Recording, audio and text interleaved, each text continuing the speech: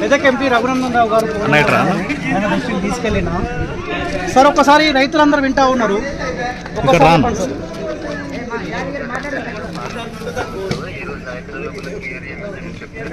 ఒకవేళ చేయకుండా రేపు నేను పార్లమెంట్ రైతులతో పాటు కూర్చొని వాళ్ళు ఎవరైనా సరే మేనేజ్మెంట్ ఎవరైనా సరే వాళ్ళని పిలిపించి రైతులకు న్యాయం చేస్తారు.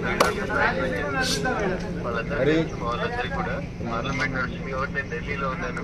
లేకపోతే ఇప్పటికి అక్కడ ఉండేవాడిని రైతులతో పాటు నేను కూడా రోడ్డు మీద ఉండేవాడిని.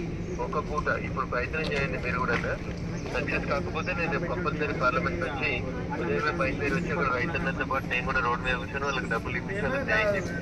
ఓకే అన్న, థ్యాంక్ యూ. వాళ్ళు మార్నింగ్ నుంచి ఇక్కడే ఎదురు చూస్తా ఉన్నారు. నెంబర్ పెట్టుకుంటా. రేపొద్దున పార్లమెంట్ నుంచి బయలుదేరి రేపటి లోపల క్లియర్ కాకపోతే వచ్చేస్తాం. 1, 2 మేనేజ్మెంట్ కి సంబంధించి ఎవరిదైనా పేరు నెంబర్ ఉంటే నాకు ఎస్ఎంఎస్ పెట్టాను. ఇప్పుడు వాళ్ళతో మాట్లాడి చెప్తాను. ఓకే అన్న, థ్యాంక్ యూ అన్న.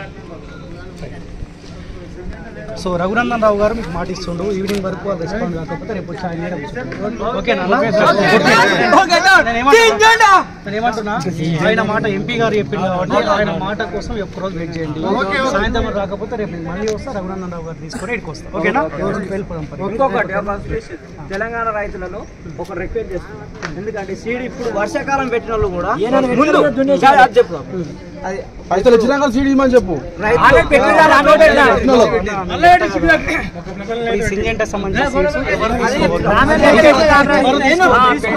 ఓపెన్ స్టేట్మెంట్ ఇది వీడియో సాయంత్రం వరకు అప్లోడ్ అవుతుంది. నేను రైతులకు రిక్వెస్ట్ చేస్తా ఉన్నా, ఈ సింజెంటా కంపెనీ ఈ భారతీయ కంపెనీ త్రూలో వచ్చి ఎవరైతే మీ దగ్గరకు వచ్చి మేము సీడ్స్ ఇస్తా ఉన్నాం, బాధ్యత మాదని ఎవరైతే చెప్తారో వాళ్ళని అన్నే కట్టేసి చెప్పు తీసుకుంటున్నాం నమ్మకం అన్నమాట. ఎంపీ గారు చెప్పిండు అడ్రస్ తీసుకెళ్ళినా రేపు ఆయన వస్తాడు, ఆయనతో పాటు నేను కూడా వస్తాను. ఓకేనా? సరే.